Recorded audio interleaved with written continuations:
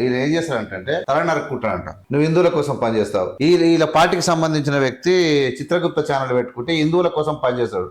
చిత్రగుప్త పూర్తి హిందూ పద్యాలు శ్లోకాలు వాడుతూ హిందుత్వాన్ని నరేంద్ర మోడీని పెద్ద ఎత్తున పొగిడినటువంటి హిందువులను లోపటేస్తే అనిపించారు. హిందువుల మీద మీకేడ ప్రేమ ఉందా? ఇదంతా డ్రామా.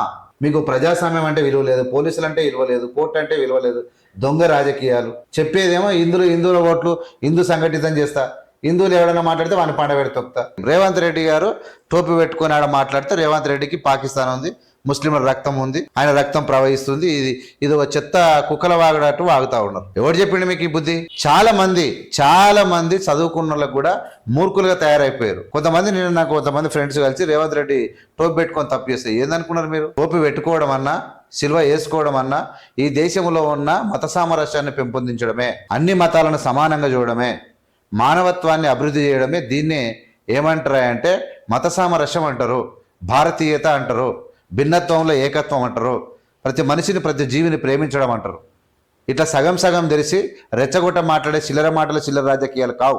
నువ్వు అపోజిట్ చేసేది ఎవరినే? బీజేపీలో ఉన్న అపోజిషన్ చేస్తావు. నువ్వు ఎవరు? వాళ్ళు హిందువులు గారా? అంటే హిందువుల మీద ప్రేమ లేదు, లోట పీసు లేదు.